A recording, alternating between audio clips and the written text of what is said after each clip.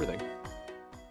There is a first time for everything, and today we acknowledge that Mr. So Bad Strange is in the chair when the episode starts. Massive. Even a blind Big squirrel dubs. finds a nut. Indeed. Guys, it's been a month, believe it or not. It's been over a month since our last fateful podcast when our esteemed co-host, now Iron Mace employee, Odin, left us. And since that time, everyone has lived in a state of perpetual bliss, doing nothing but playing Dark and Darker at the highest levels of just, bliss is the right word. Everybody's happy with the game. There's no complaints by anyone. They're just having the time of their lives. I'm really concerned that this entire podcast is just going to be glazing nonstop. Sunshine and rainbows over here in paradise. We love Dark and Darker. Yeah. I rode a unicorn into this today.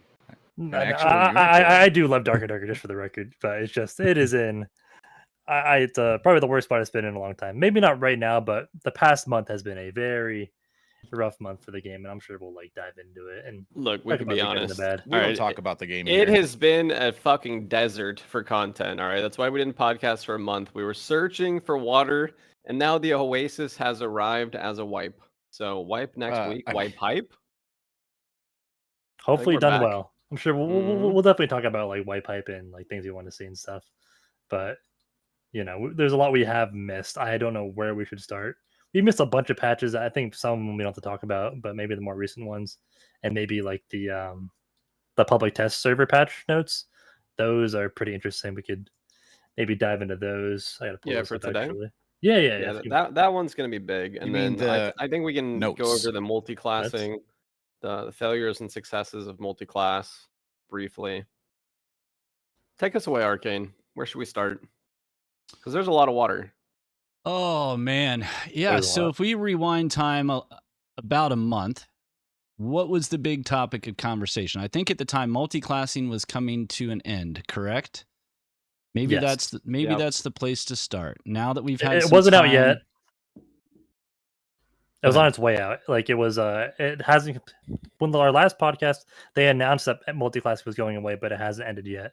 Okay. We did predictions and stuff, so that's where the timeline is. Got it. Okay. So now that we've had some time away from it, chance to reflect, what do you guys feel like were the biggest lessons learned from multiclassing? I mean, I'll wing it. I'll wing it at first. I kind of miss multiclassing. I know people are going to hate me for saying that. And I will admit, multiclassing was broken. It probably ruined the game. It obviously wasn't ready. They may have implemented the worst possible multiclassing system they could have done. But I did kind of enjoy just having the freedom to make builds and get creative. Whenever a game lets me be creative and make interesting builds or class choices, I like it. I just think they didn't do it well, and they probably could have done it better. My turn. That's fair. Multiclassing was shoveled in the middle of a season, completely disorganized, and it was fun for everybody that didn't have to play a cleric or took cleric abilities. Sure, cleric could go and be one obnoxious cactus build, which is literally just a build that punishes you for hitting it, which is all a cleric already did pretty decently. But for the most part, if it turns you into more of a broken gamer, then I imagine it would be a lot of fun. For lots of people, the reckless, winless one-shots were very happy. They got a lot of joy out of those. The counterpoint is that you receive, let's say, I'm going to say there's a joy meter on a scale of 1 to 100. And you playing your reckless, winless, your joy was maybe an 80 or a 90, which is over the 60 that you're used to. But the fucking shot on the guy that you just one-tapped out of the game, his joy was so fucking negative that he made 8 forum posts. He quit the game. He told all his friends. He shared the clip. It blew up. And then 18 people quit because you one-tapped a guy. So the end result is yes, to the power players, there was a little bit more fun. But to the general populace, you are just calling them one after the other, including even some of the more sweaty players, like a cleric or two that was very upset with multiclassing's existence and continued nerf. And then after the crater of multiclassing, the door is finally closed. We leave those fucking nerfs in for another week when we finally stamp the end of date timer on. Anyways, continue. All right. So the thing is, everybody's always asking for more, like deeper, more complex combat systems, and multiclassing was the most complex system we've ever had, and it was absolutely incredible for theory crafters, players with gear, and high-level players. I agree with Ken. It came in way too fast and hot. We really didn't test it all on the test server. There were insane outliers, like when I started with my double-hand crossbow rogue with like crossbow mastery and smite. And Smite was working on the HCBs and the throwing knives. I went like 12 hours without dying. So right out the gate, like those first couple days, people were inventing the cactus builds, the like super warlock wizards. You know, if you actually rolled correctly, it was outrageously powerful. And so that like the main issue was that like the first 2 weeks of multiclassing, only the sweats could utilize it. Plus you had to get lucky, and then like once you got a really good build, you basically never wanted to reroll. And so the main issue was that like the majority of the player base was locked out and we're just getting fucking pub stomped by these builds. And so then finally, by the time they like made it available to the public, gave everybody like a bunch of tokens and whatnot, like it was already too late. Like the bad taste was on everybody's mouth. A lot of people had given up. And so I am like Ken. I miss greatly multiclassing. I think it was one of the coolest things around. Playing like a rogue with Purify Undead and Undead Slaying was really cool. Getting to solo Warlord with like shitty gear was interesting. There was a lot to be said about multiclassing. I'm sure we'll come back in a different implementation, if not next season, then the season after, in a way that's like easier to grasp and smoother. And you know, Iron Mace has got to learn a lot of lessons, and that's what early access is for. So like, I will keep harping, and until I see something that's really bad, I'm 100% with Iron Mace. Like short-term losses, dude. Like whatever, it didn't pan out. It was really interesting. Take the lessons, take the framework, and we move forward. So just like that, for once, I kind of agree with Sobet, which is crazy. But to add on to that, I think this is a problem that Iron Mace has struggled with like a lot of their development and their patching. I think I say this all the time. I think the content inside of a patch is almost as important as like when the patch happens. I think Iron Mace's timing has been horrendous when it comes to when they decide to do these things.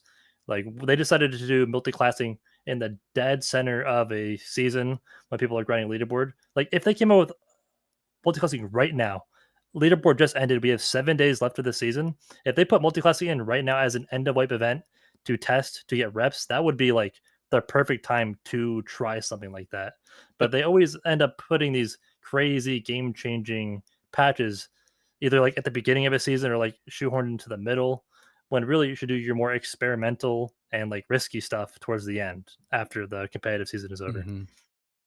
To be fair, with this season, we would have had literally nothing. Like they initially, I think part of the problem stems from putting out a date, realizing the expectation can't be met, struggling to adjust to compensate for it, and then shoveling out something either half finished, half baked, or just overall incomplete, instead of just being like, we fucked up, we can't meet our deadline, we're going to have to work on it. Because what did we end up with last wipe? We ended up with a couple of extra days on wipe to get fucking nothing. And then we got goddamn whatever multiclassing was pushed onto us halfway through the season and then stripped away again at the end, leaving, like I said, the crater of all the buffs and nerfs and adjustments to it, and not adjusting them until God knows, well, you know, the third 12-hour downtime or whatever.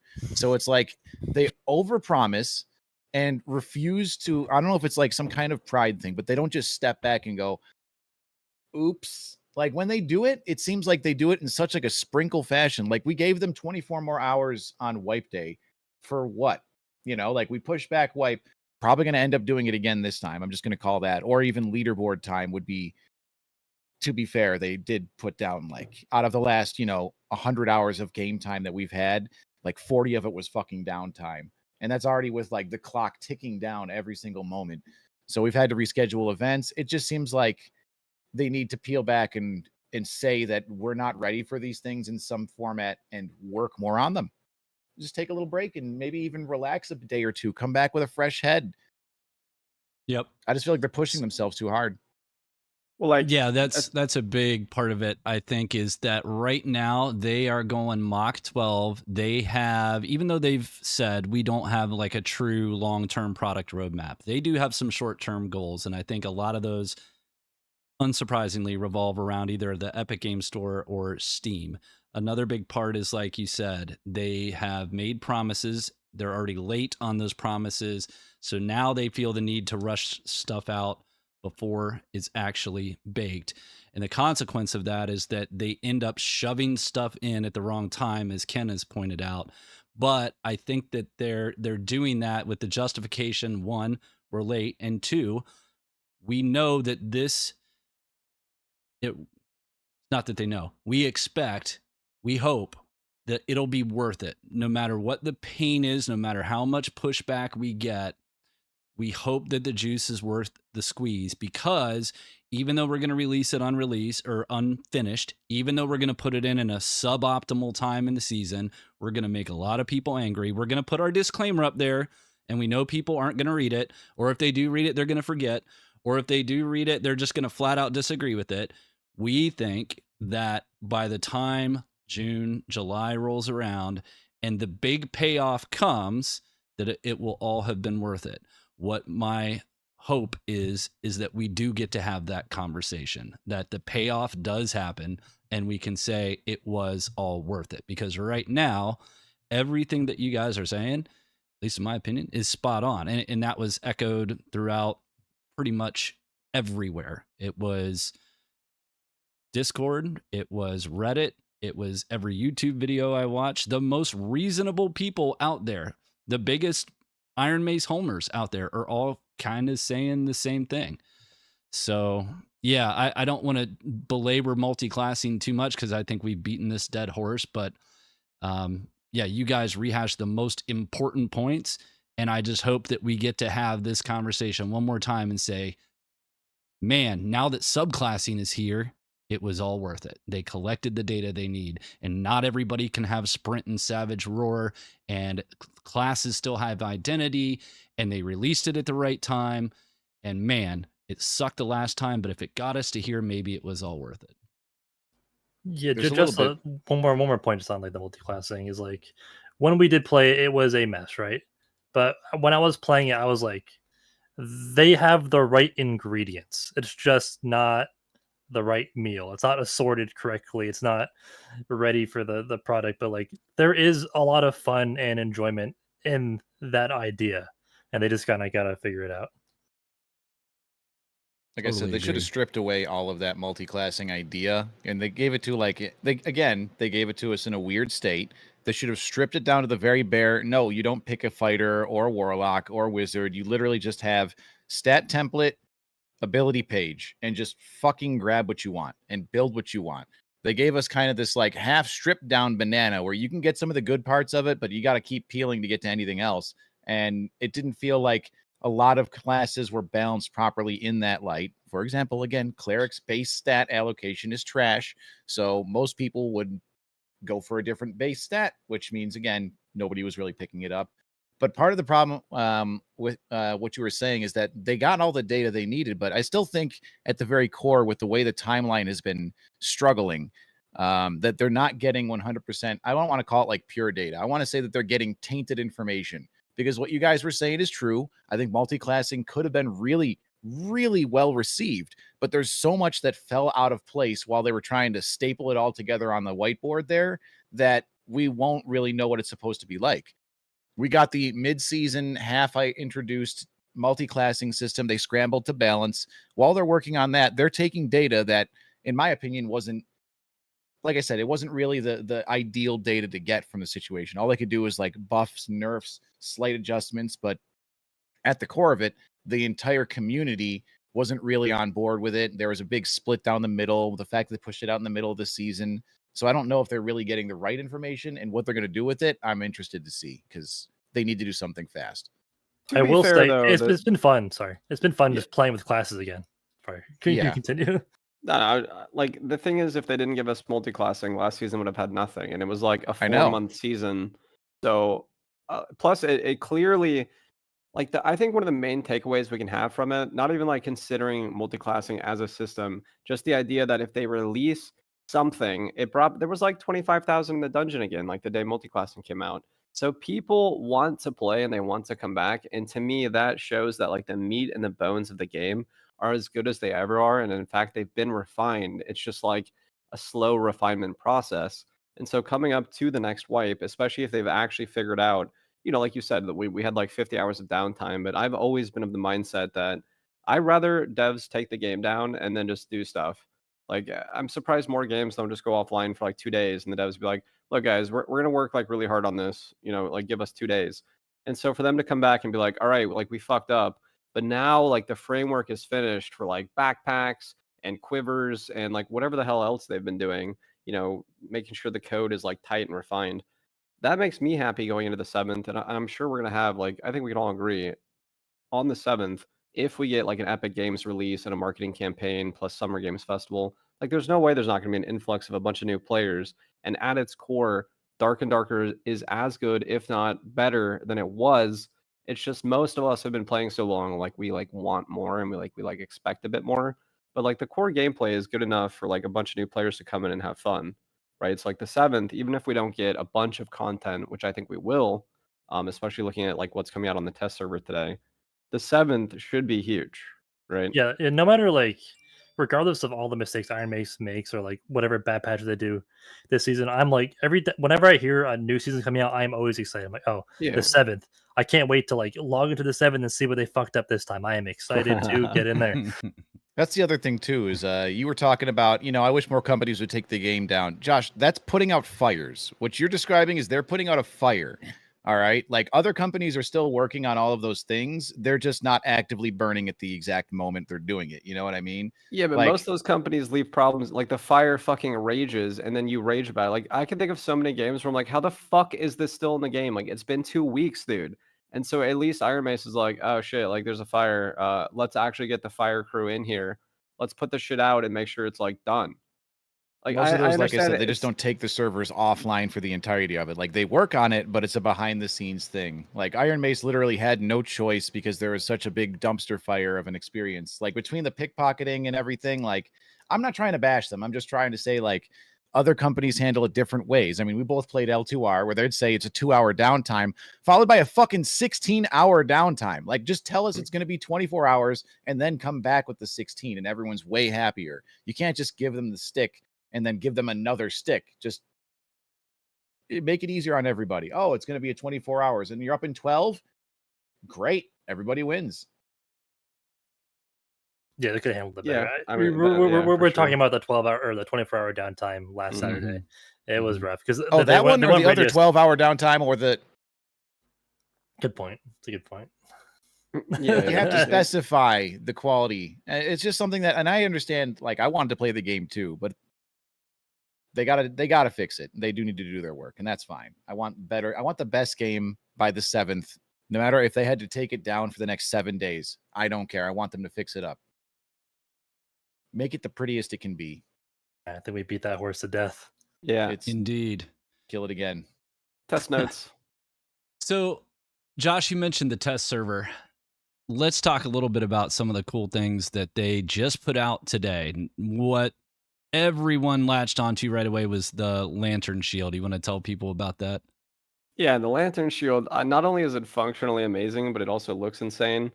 So apparently it's fighter only, which hopefully that's expanded to other classes. But the lantern shield is like a small buckler that you put your hand through, and on the edge of your hand is a metal bar with spikes on it. So now you can like use it to punch monsters, and then when you go to block, you get like a riposte on a shield block, and then you riposte with a spiked punch, and while you're riposting, it's still blocking, which I think most people have always wanted, right? Like you should still be able to block while you're moving your shield. And so what I saw in the videos that I watched was like he basically blocked a demon berserker and then he riposted, and while he was riposting, he blocked like the next hit. So just all around like 10 out of 10 for design and implementation. That needs to be on bard and cleric. And to be honest, giving fighter like another parry riposte mechanic when it already has longsword is sort of a like a little slap in the face to every other class, but it still like deepens the complexity of the game. So like I'm still for it. I I feel like fighter gets like a lot of love, and it's already like the strongest class in many respects, or like the easiest class. So good mechanic I though. think they're going to expand. I think it'd be a disservice to the game if they don't. This is like what melee needs. This is melee in this game is probably like I said, there's some skill expression, but that's probably where there's the least amount of skill expression is in melee versus melee combat, and we need more parries and riposte and like chambering, interesting chambering, clashing, things like that would be super cool. We've seen more skill expression in melee, and this is like a good first step in that direction. I want to see more stuff like this. I want parrying daggers. I want like shield bashing shield. I want more stuff like this. But this is definitely a good sign. I'm excited about it. Totally agree. That has maybe overshadowed the most important thing that I think came out in this test server update, which is the base HP boost. So for episodes and episodes, I feel like at least through a window of time, we were constantly talking about time to kill and how we Ken, I think you were the first one to bring it up. I've been talking about it for over a year. Yeah, let's just add HP. And they did. And they added somewhere, it's like between 15% and 18% to every single class. So now, like, I only really tried the cleric. So I think my cleric in a base kit, which now a base kit, by the way, has no junk items. Junk items are out of the game. So the worst you can get is poor. It at least has stats on it. And in a all poor kit, I think my base HP was 111. I heard wizards went all the way up to 96. I think rogues were right around that as well. I think that's a massive, massive W. Very, very glad that they did that. And just I think the notes say flat 15 for each class. I'm not sure how accurate that is, but that sounds about right. Flat 15 HP across the board. Okay. So that's great. Like I said, I think we've said something I think I said like anywhere from like 10 to 30 HP would be a good place to start, and you could always go up or down from there. I've been begging for just more HP on all classes for the longest time. Fighting in this game is the funnest thing. Like when you get into a fight, it is the best, and I just want them to last longer. I just want to be in there and just get that dopamine drip for a couple more seconds, and 15 HP will hopefully do that. I think we could even go more, but we'll test it out. I have to hop into the test server later and try it out for myself. But it feels good, man. Feels good. It feels really good. Yep. And I'm glad to hear that it is actually 15 flat, because I feel like rogue and wizard were definitely being punished the worst. And if it's a percentage base increase, then barb benefits too much. Maybe fighter benefits a little bit too much. So I'm glad to hear that it's flat. And that does make sense, because I think cleric on the live server starts with 96, so plus 15, 111. That all seems to math correctly.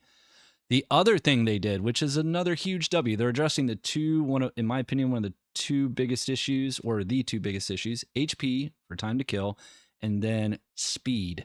So cleric in particular suffers from being unbearably slow. One of the reasons is you have to wear a fair amount of gear to be able to do anything. And on the test server, they dramatically reduced the movement speed penalty on, it seems like, every piece of armor. So wearing a pair of leather chausses, which used to be -5, that's down to, I think, -4. Loose trousers are -3. So you're only giving up one movement speed penalty to take chausses over trousers.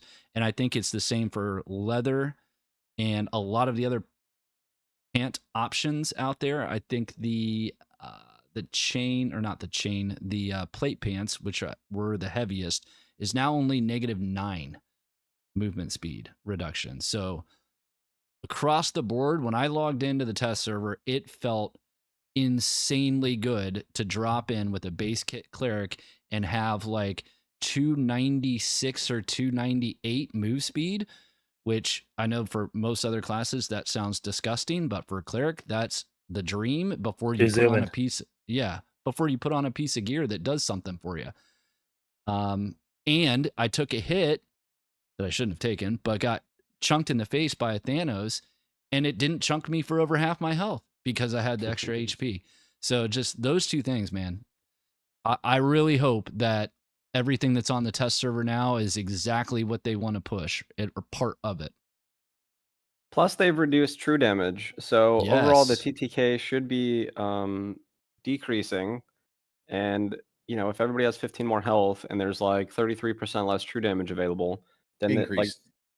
It takes more time to kill. Right, so they decrease the time to kill. Increased time to kill. Increased. No. It's a bar that it's a larger amount of time. It's semantics. It takes more time to kill. I have the So same problem. I have the same That's all problem. No. So, but I have the same problem. I'm super dyslexic. I totally get it. Oh, the Okay, time what to is kill is increased. There is more time. Okay, yeah. It takes longer to kill somebody. There we It takes go. longer to All kill right. somebody. All right. Yeah. We all agree. All right. We all. But the other counterpoint for the move speed thing, and it's something that's a slight adjustment that I don't think anybody really brought up in the light so far, is that, of course, with the armor changes to move speed, that's number one. That's a great thing. You've talked about it. But the counterpoint, not counterpoint, but the additional bonus I'm going to say is that now what does getting naked do for you? You gain 3 move speeds, you gain 2 move speeds, you gain periodic glints of move speed. Stripping your gear off as a play is now less effective as a point there. Good. So that's what is, it's like, this works on one level, but when you get more into it, it's actually even fucking better. Yep. Yeah. Absolutely. When I first read this, I was a little concerned, and I thought about it a little more. I haven't tested yet, so I got to disclaim that. Yeah, But it could be awful. my first thought was like, oh, dude, people are just gonna run us all down. But then the more I thought about it, I was like, well, they kind of already lowered the cap for move speed for 330.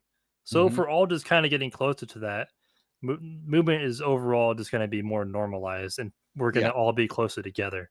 And I curve. Yeah, I think if they did this like change months ago before they changed the cap, I would be way more worried. But since now the cap is 330, I think it's like reasonable. I don't know. We'll see. It could be busted. Whenever you mess with movement speed, I'm scared, because movement speed is the strongest stat in the game. It's the strongest stat in any game you play. So I'm always like a little bit worried. But I think they're handling it with finesse, and I hope I'm right about that. A little bit of zazz. Indeed. Yeah. I like moving fast. What else came out on the test server that was interesting? Josh mentioned the true damage nerf. So yeah, it's a cap of 1 now. There were a couple other things, I think. I have one that I'm terrified about. I think I like it. Actually, I don't like it personally. It will benefit me personally, but I think it is the worst thing they could do. The implementation of clarity pots. They're bringing clarity pots back. Well, I mean, if they're doing it with like a crafting system, maybe the herb is deep down and whatever the fuck. But yes, I understand, because we're on that curve, right? On the curve, no matter how they implement clarity pots, this fucking guy, I don't know where he is on your guys' game. That's me pointing at Ken. He's going to be slathering himself. He's going to be just fucking. I have a Baja Blast emote. Like I'm going to be slurping. I'm going to be doing the same thing. I'm going to be drinking them. Oh, and to get my spells back that nobody gets hit by. But I'm going to be drinking them the same. You know what I mean? Like, it's just at that you can make them as rare as a fucking artifact, and you're still going to see guys like Ken just fucking Kool-Aid busting through doors, just chugging them down left and right. That's just how they're going to be, and they're going to get abused. They're going to get overused. You can't possibly, in any scientific format, implement them to not get completely milked out of existence. So I'm curious to see what happens with it. I don't like clarity pots. I feel like it's good because if you wanted clarity pots, we should have started with clarity shrines. Okay. And then worked our way into it. Yeah. Everybody's been talking about the idea of a shrine that restores spells, even if it just restores spells while moving lightly, like maybe a Chorale of Clarity while you're walking, just another shrine, but like more clarity pots. This feels like more plus all. That's all I'm going to say. Yep. That is fair. Where are these patch notes at, by the way? Do you guys have them somewhere? Somebody threw them in our chat. Yeah, like I can see them there, but I can't have my podcast up while I look at the Discord. Yeah, me too. Let me go get my. I'm just waiting for you you guys copy to and tell me paste what to it talk into about. a notepad. I'll get my iPad. Go. Oh yeah, you know what? I have a phone. Don't you guys have phones? Ooh, Don't you guys have phones? Dark and Darker Noble though? Oh god. Holy crap. Inferno not having the layouts. That's like random boss. That's overdue. I think. I like that. I am very excited, but also like I like the fact that so many people, like, as part of the map knowledge bonus, we've spent so many fucking hours in Inferno. We have earned the right to know what boss it is. So I don't really, I'm torn on like taking away the agency of like, all right, well, I know it's Lich. I don't need to worry about going in there and soloing it, so I can go work on farming modules. Now it's like, shit, I got to scramble to the middle to see if somebody's already killed GK because I got a bad spawn. I don't know. I like variance. I think variance is always good if it's tasteful. I think the maps have been getting stale in Hell anyway. I agree. Just like whenever I go to Hell, there's just like a pattern. Like, oh, I spawned here, I'm gonna go here, here, and here. Oh, it's this boss, I'm not gonna do it. Oh, it's this boss, I'm gonna do it. Like I already have a set path. And like just to talk about Arena Breakout, like that's been my main issue with Arena Breakout is I feel like all of my matches feel exactly the same. I just spawn in location A, and my route is always the same in that game. And in Dark and Darker, it isn't the case. At least in crypts or in caves or in ice caves. But when in Hell, it is like that. My play patterns are very predictable in Hell because there's only like a couple of spawn points, only a couple of rooms, and the geography kind of funnels you in a certain direction. So hopefully they add some more variance. Variance is good. I just liked the idea of rewarding those not high skill, but just like, the amount of memory. It wasn't like I dedicated my entire life to learning the layouts. It's just something that accrued over time. Like, oh, I spawned in the hotel on the west. That's got to be Lich. Oh, I spawned in the fucking double bridge room on the left. Okay, well, that's got to be Ghost King. It was just like over time, slow bonus to knowing the map layout. And I don't think it was something that was that game breaking that needed adjustment, but I would like to see them pushing this in the format of completely randomized modules. Like, obviously there are some that can't mix together, like one that has a door that goes up to the second floor and another has a door that's on the bottom floor. You can't put them together like that, but if you just coded together the random module system, I think it'd be a lot more fun for us as super sweats that pretty much know the map layout. Even if that's to take time, you could still jumble up where the mobs are, at least, just to keep it fresh. I think that would be harder. It'd be harder to jumble up the mobs than it would be to jumble up the modules. Yeah, well, you wouldn't have to make them completely randomly generated, right? But you could just have, so say you have like a Lich layout, then you could just go in there and just make 10 different versions of it where it's the same layout, but you just move the mobs around. Oh, okay. So it's just different. So then you have like 10 potential Lich layouts where the modules are the same, but the mob locations are just slightly jumbled, just so you don't know exactly where every single mummy is. Some maps have that. We like that. Like, where you're in Frost Caves and you go to that one spawn, it's either a crossbowman or it's a fucking Frost Berserker, we kind of have that a little bit. It seems like they could do more on the side of just like changing up a lot of those spawns on a lot of the maps. It shouldn't be that hard. If we've already got that, it's already going. Is it a mage or is it a spider or is it a res table? You never fucking know until you open the door. I would just like to be surprised. Yeah, I just want. I like not knowing. I like the like going back to when I first started playing this game. Just loading in and just not knowing what's going to happen feels great. It feels great. No lobby. We're gonna have. I don't know who's in my game. I don't know where these wall traps are. Could be an empty lobby. I'm gonna hit a wall trap. I'm gonna be pissed. Like I'm gonna run to. Well, there's spiders in this room. We're not going in there. Fuck that.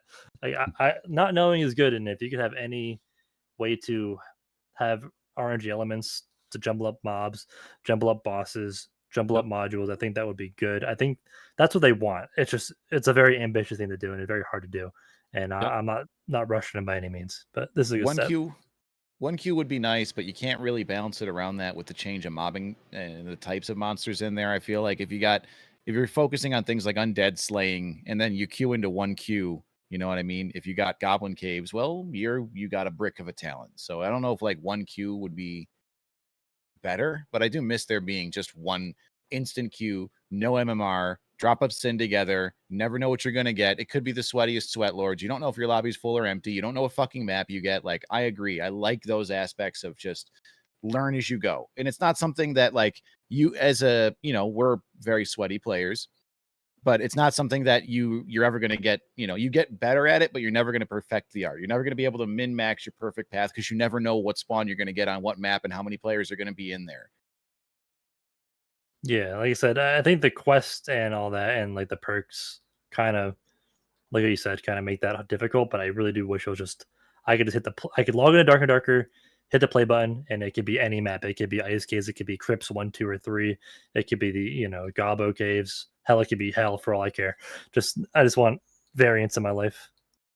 But Speaking I know of that I do that. quests, in the test server, there is now a quest log page that's been added there. Yes, please. It is please. not populated yet, so you can't really tell what it's going to look like, but it does exist. So that is a very nice QOL addition, assuming that it will be ready for... Hope we can open it during the maps, like during the dungeons. This is literally why I'm not doing quests, or like one of the reasons why I haven't done many quests this season is just like, I just hate like having to remember all the quests that I have when I go in. If I was just in dungeon and I could open up I could look at my notebook and see, oh, I have to kill 3 goblins. I need to scalp them and take their skin. Like that'd be cool. I just want to like have the information at my fingertips, and this is long overdue and a good change. No brainer. Yep. Right now, just to make sure I didn't miscommunicate, that it is only in the lobby that you have the quest page. Boo. I'm aware of. So hopefully it's a start. It's a start. They're like, hey guys, we're working on it. I hear what you're saying. If I could bring it in, if it's an actual item, if I could bring in my quest log and it's like a spell book, I'll take it, dude. That'd actually be really cool. That'd be fucking annoying. So one of the other big things, gosh, this update actually that's on the test server now is maybe one of the biggest massive all around changes they've ever made. I mean, just the severity of the changes are pretty significant here. So the amount of nightmare mobs that exist now is crazy. In normal Inferno, you'll find like 1 out of 3, maybe 1 out of 4 are nightmare in normal Inferno. In HR Inferno, HR Crypts, it's like half of all the mobs are nightmare in HR Crypts. And when you get to Inferno, it's pretty much everything. It's nutty. I like this change. Difficult, and I do too, because it prevents people from just running through rooms and rushing down other players. You actually have to contend with the mobs. I feel bad for all wizard players though. Wizard players are fucking it's over. They're dead. Now with clarity pots back. Clarity pots. You're right. Magic missile, clarity pot. Oh, wait a minute. They're thinking ahead. This feels like a like they did this because of the HP buff. They're like, okay, we give everybody 15 more HP, and we like kind of we buff gear a little bit. So let's make the mobs harder as like compensation. This is what it feels like. I could be wrong there, but I think it fits for sure. Like I do. I like the way that this sounds in a lot of aspects, but I sort of feel like the teams that are going to be rushing are going to be unaffected by the change, and then the players that they're rushing and hunting are just going to be stuck in their starting modules fighting a bunch of nightmares. Well, they adjusted probably with like a bunch of too. chip damage. So like it seems like a good change, but I think overall the players that are getting rushed down are going to get rushed down even harder because they're not going to be able to move.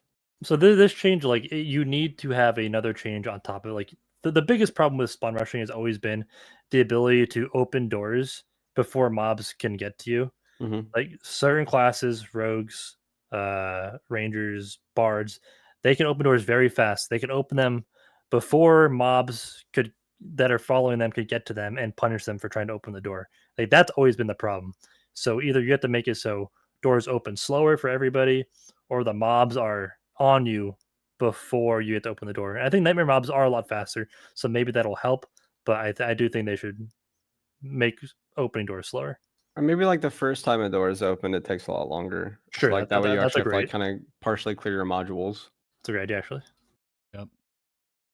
Every time you open a door for the first time, on there, yeah, it was a mini game where you had to unlock it. Like yeah, mini game. You got to push spacebar once or twice. That actually would be really cool, right? If a mob's coming, you're not gonna want to sit there and do like a lock picking mini game for door opening. Because if you fail it, you're dead. If you fail it, you have 3 Thanoses on your back. Holy shit! It's a new mini. It's not lock picking, right? It's a new one where there's like runes, and you have to match the runes to open like the Inferno doors. Life or death. Holy. I'm into that actually. One of the other changes was that lighting was improved. And when they say improved, they made dark and darker even darker. Every And patch, you every patch feel they it. make it darker. Nice. Yeah. I still think they should Holy start with cow. all of the lights off in the dungeon. I don't know if Well- like maybe spawn us with a stack of 5 torches and then every single light should be off and you go through and it like, oh, I walked into a room and there's torches on the other side that are lit. At least I know there's a player. It's a It's fucking funny dungeon, that you man. say These that. creatures That's- don't have eyes. Oh, That's the direction they're going. So a lot more of the torches are now randomly unlit. And when you go into these rooms, it feels pitch black. You can tell not only was the quality of the lighting improved and certain torches just randomly are now shut off, but the light that was bleeding through certain objects and walls has been fixed. So it looks Yay. dramatically different. Is Feels good. invisibility gone? It sounds like it's darker. We don't need invis anymore. True. I was You gonna might say not, honestly. random torches being off is like a direct buff to rogues for sure. Mhm. Because how many times do you see in a room be like, there's torches Yeah. off in there, there's I'm a not rogue in going there. in there. But Yep. now like oh, there's torches off in there. Could just be a Random. random room. PvE Or is my and guide. then you walk in and die. But Yep. it's interesting. Okay, Yeah. I gotta go on my small little rant here and just say, like, with rogues getting more health and with more lights being off, and not okay. I don't like pre-lobby, right? I've been a big advocate of removing pre-lobby. It prevents teaming up on artifact players. It prevents people from just like being like, oh, he's got a gold key, I'll go kill him, at the gold key room. But there is something to be said about when I look around. The thing that I'm always most fearful of is when there's a rogue in my lobby with hide and ambush. I'm like, okay, at some point this little fucking rat is going to be sitting somewhere. Like, I got to be like pretty aware. But without that awareness, I actually think it decreases the level of fun. That's like the only thing in the game for me where I'm still like, rogues don't need invisibility. It's really unfun to like go to open a door. They hear you opening the door. They're just invisible. You look around, you're like, I don't know, like, it looks fine. I guess I'll walk in. And now I'm like 3-shot. I just feel like if it's darker and rogues have more health, there's just gonna be more rogues. You're not gonna know they're there. So like you're just gonna be like paranoid for a large part of the dungeon that there's just gonna be like a cutthroat little, hide ambush shitter or like a whole team of them somewhere. And it's still gonna feel bad to die to them. So like I'm still a big advocate for hashtag remove invisibility. Like more than ever. Either that or make it easier for all classes to counterplay it. Right? Yeah.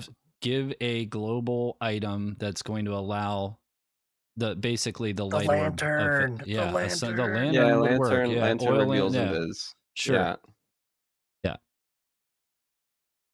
Yeah, I hate Yeah. rogues. So thank God they're not as big of a problem in trios. I know that you're a lot of big solo player, and Mhm. I've done a little bit of solo recently because sometimes I saw people because I play DJ hours, and if the rogues just feel so bad in solos.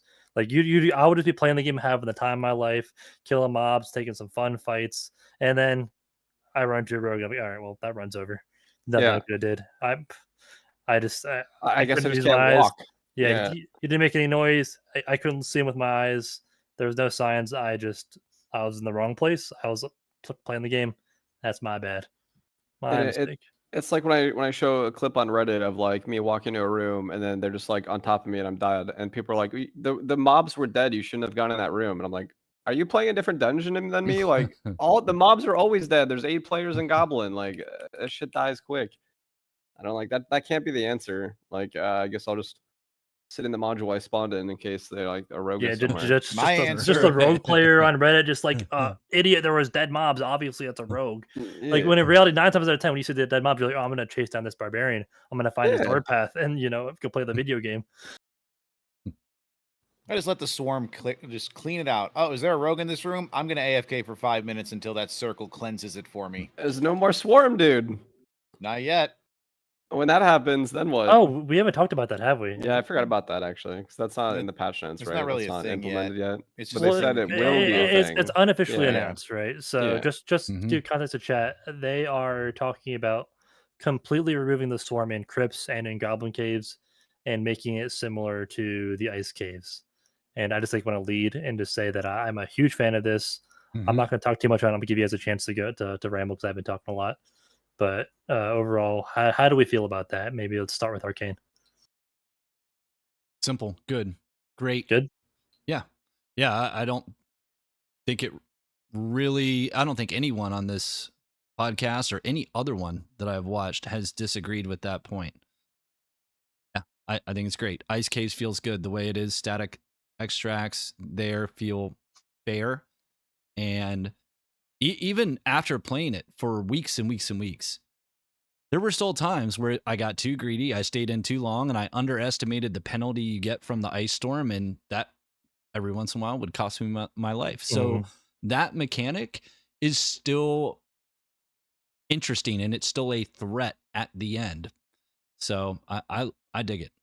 I like the idea. As long as they have something that compensates or that compares to Ice Caves. Like if they just turn it off altogether and don't add something in, then I might have a different thought. But you would need like statics. You need like some kind of rafts or elevators or something to get out, or always go deeper, something along those lines. But hopefully they're smart enough to realize they need that. I think they are.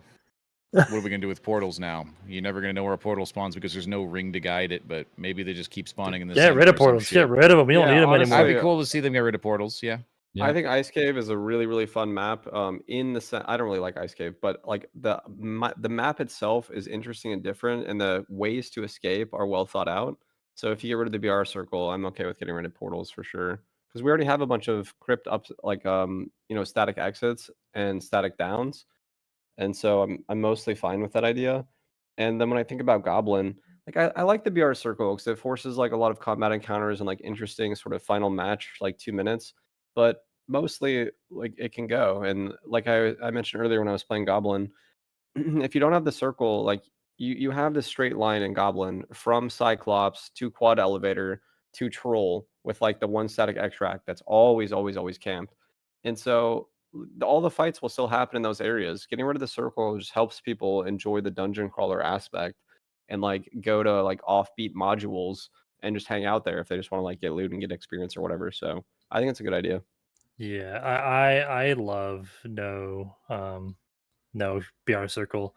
I think Ice Caves was a super important experiment. I think this is one of the few examples of they got data from Ice Caves and they are using the data well. This is like great. I think Ice Caves is super good for all kinds of players. You could log into Ice Caves as a new player as a rat, and since there's no circle, you could just play the edge of the map and just farm AP or farm gold or farm gear and like avoid players actively if that's what you want to do. And I think players should have that choice. The problem with the circle is I've always been like a fan of the circle because it promotes action. I like fighting, of course. I like getting into crazy fights, and the circle always kind of forced that. But you don't want to force people that don't want to fight into a fight. You want to give people the chance to, recoup a couple of losses and do a route run. Tarkov is very good at that. Like a lot of the times when I'm playing Tarkov, I'll just chase, bullets and gun noises and go for the action. But sometimes I've lost 4 raids in a row and I'm fucking tapped, and I just want to go do an eco run. I want to go run to Ollie and farm some coordinated hoses and make a lot of money. And the lack of the circle makes that possible for players. And I love that they're going this direction. I think this is like probably one of the biggest things they could do to make the new player experience better, or like the lower end of players like quality of life better. And that being said, what Ice Caves does have that they're going to have to add to like crypts and goblin caves is if you're not going to have a circle to force people to the center or force people to an area to fight, you need to have hot spots or like points of contestation. And like the gold pile is that in Ice Caves. You'll have to make some kind of gold pile equivalent in the crypts that's like worth fighting over. Maybe the golden key room or whatever it is. The Coliseum golden key room could be open. I don't know. Something along those lines where you want to dangle a carrot in front of the Chad's face and force them all to one area and to fight over it. But that's my rant. That's my rant. How do you feel about it, Boss? New boss. Put in a new boss. Put in something like a new monster, like Tier 1 boss. Treasure goblins. Sure. Holy crap! I want to see treasure goblins. Yeah, I think that'd be cool. Like have a random spawn in a map. Like maybe have a static spawn, and then like imagine loading in, being a new player, going into a room, spawning a skeleton, bonking it, and then walking around and a fucking treasure goblin just pops out. I think it'd be a lot of fun. I want to see more like dynamic event spawns. I know it sounds weird, but that'll be something. I think dynamic events is the best thing we can do. Like airdrops in Tarkov are amazing. And then for Arena Breakout, you actually have, although it's not necessarily a dynamic event, you have 1 or 2 spots per map and it shows a red circle and it's like, the mobs here, like the AI here, is stronger, and the loot is better, and so that forces people. Not, it doesn't force, right? But like, if you want to It's chase the fights, option, yes. Which is yeah, nice. you go there. It's like a better. It's like where all the geared players will go to fight, and then the rats will maybe just like W key to it to try to like grab it really quick and bounce. And so if you have like you can even alert it, right? Or if you give us an in-game map feature, that would help a lot. But you could just do an alert text like, "Oh, the vault is spawning increased darkness," and then there's like 3 champions there, or like 4 wraiths there, or like whatever the case is, and then it has like 5 or 10% increased loot drop, and that would actually make anybody that wants a fight is going to go there now. So I'm all for dynamic events. What would be Realm like Royale, they had similar systems like that, where like you'd go and you'd craft an upgrade, but everybody could see. Yeah, everybody. There was a lot of good decisions that they made for a battle royale system. Is like, oh, okay, I'm going to craft a purple item here, but it costs resources. Whatever, it's fine. I happen to have them. I farmed them from dead monsters.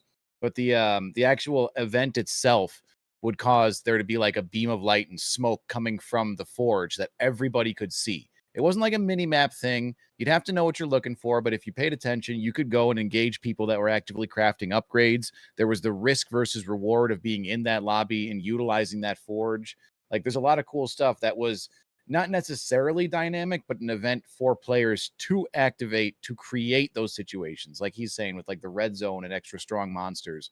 But I think having those little like RNG points would be really nice, especially one that's player controlled and gives you like, oh, like maybe craft your own shrine here. You got like 6 pieces and somebody starts activating it and the rune stones make a noise. Now there's somebody over there. You can go engage them if you want. Let them craft the fucking shrine and run from them. Do what you want. I don't have draws people around. I don't have many good things to say about the runes map from previous seasons, but one of the good things about the runes map were the hotspots for the gold. The gold ore caves were always something worth fighting over. Like, you would rush to a gold spawn, you'd hear somebody tinking it, you'd be like, "That motherfucker is hitting my ore." Yeah. You gotta get in there, you had to stop them, or like you farm the golem or whatever it is. Like, more things like that. Whether it's dynamic, whether they're static, just things worth fighting over. And I think I would love that. Well, the other good thing about Ruins that none of the other maps have right now is the ability to see across modules over top of walls. You could actually see sanctuaries happening 3 modules away. That sucked as a cleric, but it was cool. It was still cool to be able to see things happening in other modules in the sky. So like what the example you just gave. What's that? Yeah, every time someone would take a prot shrine, it's just like boom. I'd be dirtling over to like the nearest gold cave. I had to see a fucking fireball fly over the castle walls. I'm like, what's going on over there? What the hell?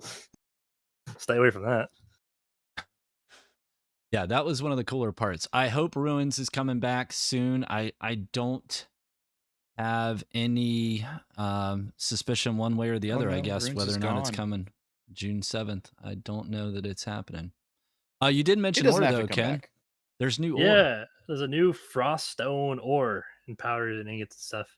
And it's just called ice, dude. It's called ice. It's frost stone it's ore. It's a fucking cave made of it. Frost. It's very tough to. It's fucking ice. I'll take it. I don't care. I'm assuming it's in the ice map. I haven't been in the public test server, so. What gives you this idea? It's blue. But yeah, I'm happy. More ore is always more good, in my opinion. Give me more things to craft, more things to hit. I haven't done any mining this season. I haven't mined even once. I was just thinking that. Like, the normal gear is just better. Yeah. And now that you have the gamble and the crafting, it's fairly unworth it to like actually go out of your way. Mm-hmm. Yeah. Grimmy's kind of got like the balance, I think, as far as the base stat plus luck, a nice combo. That's what they need, the more like tweaking of things that make it unique on the base stat that you would want. And let's call it how it is. Grim Smiles are so OP that it's worth gambling on them, because even if you completely miss, it's still 5 strength. Yeah. Exactly. Also, speaking of like crafting and Grimmies, so now the patch notes are saying that there will be less high-end gear dropping, but the middling gear is more often statted. So just getting normal drops feels better because like the affixes are, pulling toward better than like, because we've had big changes, right, over the last 2 seasons. You could get like 0.01%, like absolutely useless shit. And so now we're like pulling more and more and more toward, no matter what the affix is, at least it's like good and it has fairly good stat rolls. So what do you guys think about that? Less high-end gear and better middling gear. I think that's great for like the average player. I just do I even have any concerns? I don't even know. I think it's just mostly good. Good job. Yes. And I can More middle of confirm the pack that's gear. what's happening too. Like in HR Inferno, I was finding mainly greens and blues, but they were well rolled. But it did start to feel bad, especially with the amount of nightmares that you're killing. Not finding any purples, that did start to feel bad. Like HR Inferno, with the level of difficulty that it's at now, it should probably be buffed a little bit with a few more pieces of purple. It did not feel good when I was down. But like HR Crypts, Norms, and Norm Crypts and Norm Inferno all felt pretty damn good. So just a random idea that I've brought it up in chat a couple of times, and this could be the worst idea ever. It could just ruin the immersion. But I've always wanted in this game, because I don't always check bodies, but if there's like something that's blue or purple on a corpse, I kind of just like want there to be a little glow, just like that body's worth checking out, and that's worth your time. You should go just give it a peep, because right now I can't be bothered to loot 50 goblins. I just can't. 100 kobolds. I just can't. I don't have time to loot that many goblins. I just want to know when there's some juice. That would be a cool skill. So we've talked a lot about having gear do more diverse things other than just add damage. That would be a cool little ability. So not true sight wouldn't be the right word, but something that's like detect magic without having to waste a spell slot. So if we got a cantrip for detect magic and its area of effect, so you can just maybe you can hit a whole room with it. You walk in, you detect magic on the room, boom, you can see that there's blue and purple on 2 goblin bodies, and you know to go loot them. I like the idea a little of Witcher medallion being tied to a spell, or maybe an elixir of potion or magic find or something. Or, luck pot gives you a fucking aura that the shadow changes. Some engineered goggles, some loot find goggles. I don't know, dude. Something. Yeah. I mean that's greed is good, right? And Dungeonborn, when something dies, player or monster, it glows with what's highest level of gear that the loot has. So I'm okay with that as well, and I'm the same way, dude. I think it's mostly a veteran thing, but I don't loot anything, and I even have people come in chat and they're like, "Why don't you loot bodies?" I'm like, that shit can't have anything that's worth it. I'd rather go kill like 50 more monsters and go loot a couple golden chests and like kill a boss. Especially now, if you said they're lowering the high-end drop rate. Now I'm going to be even less incentivized to loot things. Like I understand like people's trepidation, because like it kind of in a sense ruins immersion if it's like not done tastefully. But on the other hand, like it would be nice to respect your player base's time. It can't be expected to loot 500 mobs every game that I kill, and I feel punished if I don't. I don't know. I haven't thought it through yet. It's just a random idea that I kind of like. I come from playing games like Path of Exile and Diablo, where that's like very common. Right. Maybe it's more rewarding though. Like in a way, like the offset for us is that we don't want to loot things, but the people who are looting them can actually find juice, and they're probably moving slower than we are. Like they want to loot the bodies. Yeah. So like I'm fine with either way, because like obviously we're missing things by not looting. One of the suggestions I had that I think could still be a thing is that you bring in something like a gold coin pouch, and it's like a monster soul essence bag. And so if you kill like a sub boss, you get, sometimes when you go to loot the corpse, it has souls, and you right click it and it puts it in your little soul pouch. And then if another player kills you, they can take your soul pouch or like move. If you see a gold coin bag, right, and you kill somebody, you can pick their gold coin bag up and put it on yours, and it gives you the gold. It could be the same with the soul pouch. And then there's a merchant that we buy like randomly rolled purples from for like 50 to 100 souls. And so for the players that want to loot, or like it gives you something every time you loot a corpse, you just look up in the corner and you're like, oh, it's got souls, and you just right click the souls. And so that alone would be something worth doing, something that's like a risk. And I like that one. I think is a pretty good idea. I don't hate that actually. That rewards PV, and then that's like a reason to like loot everything and collect souls to go to the soul vendor. Yeah. You could repackage that idea with like any theme. It doesn't have to be Souls. It doesn't have to be event. But like that core idea is cool. That's kind of like what we had with like the candy canes and the exactly. corn and stuff. But this would be like a more permanent version of that is tied to every mob. I kind of don't hate that. Or like it could also would be fun for all of us that like RNG and the Goblin is that maybe you don't see the rarity of the items. You're like, I'm gonna buy gloves for 25 souls, and then it could just be like a purple or like a green or like we're moving rarely towards like a an identification system and knowledge stat and scrolls of identify. We're just going towards Diablo 2. Yeah, I mean, going towards a great game. All right. Yeah. I see no downsides here. Yeah, right. I see us slowly on a slippery slope, slowly going down towards one of the greatest games ever made. Yeah, holy. Also, what do you think about the Goblin changes? So now the Goblin Gambit merchant is giving better gear on average.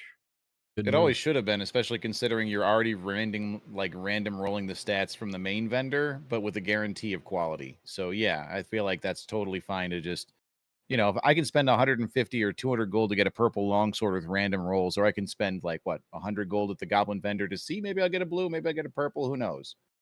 I feel like it needed to get some kind of like a little slap on the ass and a kiss on the forehead. Yeah, it needed. Goblin's doing better. Yep. It's a win for the DJs out there. Yeah, it's a win for everybody. I'm probably not going to spend money at the Goblin, but so he is. Do I have anything else? I think I went through all my points. Oh, we talked about the stash tab prices. The stash tab prices are kind of big for the test server. So they're lowering the stash tab prices to 1,500 gold for your first stash tab, 3,000 gold for your second, and 5,000 gold for your third, which is, I think they're basically cutting it in half, kind of, or close to half. I think that's huge. I think they were a little too expensive, and I think it just feels good to have space. After they most recently reduced the stash tabs to 50 gold per, like, sure, that's extreme, but it was just nice to have space. I was like, holy shit, this feels great. I'm sure everyone else feels this great. Give me space. Thank you, Iron Mace. Holy shit. But yeah, I think that's a totally positive change. No doubt. A big part of that change as well is that all the new players coming in won't be able to go to HR for 3 days, and you won't be able to go to HR to level 20, right, for older accounts. So we need those stash tabs to actually hold the greens and blues that we find from the normals matches we'll all be doing come June 7th. Yeah, quest items, and for sure. Yep. Yeah, there are a bunch of updates for the Druid too. Oh, yeah, let's go over Druid, and then also just I'm going to side note. Fishing is good, right? We get some goblin eyes, put them on a hook. Fishing? Wait, what? Go fishing? No, they confirmed that there will be fishing. Ooh. It's just not like in the immediate future. So like it's down the roadmap eventually. The fuck are you eating, man? Looks delicious. Is it avocado toast or something? Like with? It looks like. I'm asking you a question. God damn it! It's chewing, bro. Stuffing he added more food to it while he was chewing. He's like, I'm not even gonna not answer. I'm just gonna keep. Look at there he goes again. This son of a bitch. He's gaining. It's okay. I'm hyper fishing though. I'm always been of the mindset of just more gathering, more crafting. Make this feel more like an MMO, and like fishing is a step in that direction. People like know me as a sweaty PvP Chad, but I'm like a gathering Andy. You give me a pickaxe, you give me a fishing pole, you give me a wood cutting axe. I just want to be in there, vibing in the mines. He's mining. Yeah, he's mining. More of that stuff. I love crafting in games. I like the crafting, but the crafting has to, the juice has to be worth the squeeze. You've always been a crafter. I just kind of look at it like, not for me. I don't care. But also the resourcefulness changes. Maybe I'll care. I don't know. I'm a cleric. I really don't. You do not yearn. You see, not like you, brother Nobi. You yearn for the mines. Just I like having a direction to go, and like that one season where I just spent the entire season mining, it was a direction for me to go. So I went in that direction. And you played a rogue for that entire thing, and Well, I did the previous season mining on cleric, and I should have ended it all. Yeah, you did. You should have never done that. I watched you doing that. I'm just like, I didn't know better. I never played a rogue. I didn't know the power of mining. 3 tinks to get an ore versus 11. That's crazy. Jeez, is it that different? Wow. Yeah. Sidetrack though. Do you want to run through maybe some of the Druid stuff? Yeah, sure. So there were 3 major Druid updates. They gained a passive called Dreamwalk. It's interesting they called it a passive. Did they mean perk? Or Yeah, do they that really meant mean perk. passive? Yeah, this isn't official Iron Mace patch notes. So yes, perk. Dreamwalk that auto phantomizes when you take damage has a very long cooldown. I don't know. That doesn't sound crazy good, but Unless you I can don't know. cast or do something What? with it, at which point you could manually proc it. But if it procs on you and then you turn into a fucking phantomize and get one tap by a spell, Yeah, like Yeah, you can the just fact line that up a you don't kill. You can line up control- kills on Druid, exactly the auto part, and you've already taken damage, so yeah. Or you just plink him with a ranger arrow over the shoulder while his barbarian's in there and he needs to cast a heal, and now he can't heal. Like, it all depends on how it functions as a spell. Chad's saying you can cast spells in this Phantomize. You can cast spells in it in this Phantomize. That makes You probably nice. don't take Warlock may damage take it either. You're probably not taking 150% damage while you're dreamwalking. Yeah, maybe when they said Phantomize, I went with yes, it's just Right, Phantomize, but but that it's would be just like the checking it out, ethereal. just like the ethereal. Right. Yes, you ghost form or whatever. Right. I mean, the cool part of that as well is if you think about Druid as a class, it's going to have thorn growth and then like healing trees and pets and whatnot. So overall, getting into the ethereal form is super beneficial because it'll be getting heals over time. So it'll kind of be like Warlock in a way where it's not damageable, but it's still gaining its health back. Well, Warlock, you can't do anything while it's happening. If you can do stuff while Druid is happening, that's already worlds different. True. Yeah. Like that's. It just sounds really strong to me. It sounds too strong. It sounds like as long as it's short, I think it's okay. If it's like 2 seconds, or 1 second, 2 seconds, like okay, whatever. As long as it's not Warlock level of duration, it's fine. Well, it also might maybe if it procs in form, if you're in like bear form and you're getting active, and all of a sudden somebody fucking plinks you with a fireball, and you just kind of turn tail and run, turn into a rat while you're running away or something. There could be a lot of play potential. Yeah, true. Big space bear. All right, the real question is, does the OP as fuck area of effect roots still root you in place for like 3 to 5 seconds? You mean the portable ranger trap that we need more of? Yeah. That's crazy, by the way. I thought it was fucking insane. I've only played Druid for like 20 minutes. And yeah, the minute I cast, I was like, broken what? Parts. It just sits like, there, even, and when they walk back into it, they get rooted again? Like, what the even fuck? without the other moving parts of Druid, I saw that as a problem. Like, it's like looking at a ranger trap and being like, yeah, this is going to suck. And then being like, oh, and the class that uses it has a spear, arrows, and oh, fuck me. But like right now, all we have is like, oh, this root really sucks. My God, I can't imagine what, like, now you get rooted in the fucking tree. It gets a buff while he walks through it and just absolutely beats you down because he's walking on his own home turf. He's like, bitch, I'm going to turn you into moss. It's ranged hard CC. Like right now, right now I play cleric and I use earthquake, like, and I will like set up my ranger player or my wizard player with I'll earthquake the enemy. If they can't move very fast, they're stuck in place, and then ranger just beams them, or the wizard just beams them, and this just seems like a better version of earthquake, a long ranged instant, or not instant cast, but a long range. It's pretty much an instant cast though. Like it's really fast, even in base. Put him behind an enemy that's fleeing down a hallway, or force them into some, because it's a pretty large range. Like I don't know if you could stack 2 of them and guarantee that you hit somebody on a retreating team, or somebody's opening the door and the least you can do, nope, I'm gonna root you. I'm gonna put it right in front of the fucking door. You're not getting through it. Hard CC is dangerous in a game where I agree. They're trying to make time to kill longer, but in a game, it's still relatively dangerous. Short, and like hard crowd control in a game like this is very dangerous. So be careful. I mean, if you get snared and you could just hit it once with a melee weapon to break it, kind of like the warlord, yeah, that could be okay, because like you could react to that reasonably fast. If you have a faster weapon, it's even faster. It would punish like a bard with a warmaul, which I'm all for punishing bard players. Cleric with a flange mace would be pretty fast. Like I think it'd be okay. Yeah, but he has to be on the flange mace. Yeah, but that's the best weapon, so that's fine. It's the only weapon. Or the Warhammer. Warhammer is bis now. Wait a minute. Sorry. But yeah, I liked when we were talking about the shield being added to the one class that already, has every skill expression. Let's just add another. It's like adding another perk to Rogue. It's like, yay, cool. This lantern shield that the class that already doesn't need it can have. Yeah. Yeah. But don't worry, we're gonna get another very tiny range melee weapon for cleric that has a shit swing pattern. they're gonna give you brass knuckles next. Oh yeah. It's just gonna be this swing pattern over and over. Instant block. So this will make you feel better. The Druid got the spear, the war maul, the Castellan, magic staff, book, club, and probably more, it says. And the ceremonial staff has got healing. I don't think we can use it, though. I don't think the ceremonial staff got moved. It's still like kind of their thing, right? No, it's cleric as well. Cleric, warlock, wizard. So we got MH on Druid. the... We got base MH on it. That's new.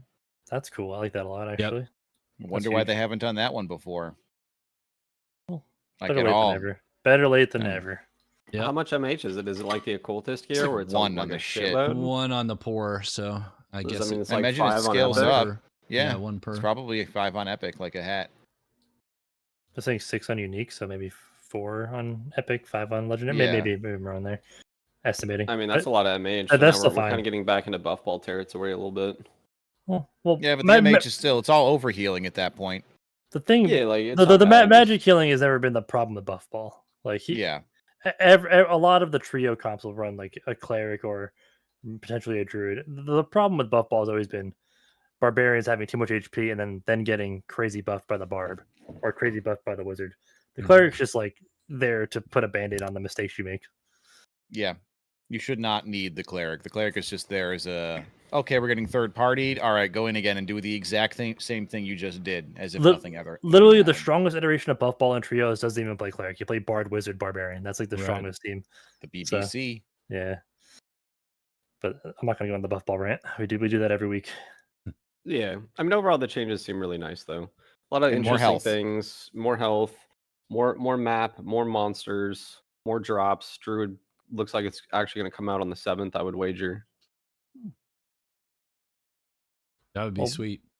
Yeah, I think I think they might do that, and I think it'd probably be rushed if they do that. I don't think it's ready, but I could totally see them just being like, "All right, we're gonna put Druid in live," and I think they could do that. How do you guys feel about that? I mean, most of the Druid's- classes that have come to live have been pretty broken-ish. Like not even OP, just like not really totally functional. But Druid without shapeshifting. It's not done yet. Wait, Shapeshifting is not done. I It's thought just, it's better though. it's better. better. now than I've it seen. I was. watched the videos. It still looks like shit. I would not Yeah. want. I wouldn't want someone who's first time playing this game to log in, like, ooh, Druid, and they play it for the first time, and then that is their experience is with the shapeshifting. I respectfully, I wouldn't be proud of it releasing that. I'm sorry. There's no nice way to say it. Even if it says unfinished, like if it's the only class that has like the unfinished label. You see, the unfinished label's been applied. Shut I'd your rather whore them mouth. just have Druid with the spells, and then just keep working on shapeshifting in the test server until it's done. And then you could just at least get some data on the spells and how strong they are. Maybe I'm crazy for thinking that, but I don't know. That's just me. It just looks lost your clunky mind. and looks very mid. They did change the shape shifting apparently so that it's no longer instant unless you use a perk to get it to instant cast or instant shift, which I think that's probably a step in the right direction. But I don't know how long the delay is. I haven't seen any footage of that. I think overall not instant. I think even not even to have a perk. I think you just make it always not instant.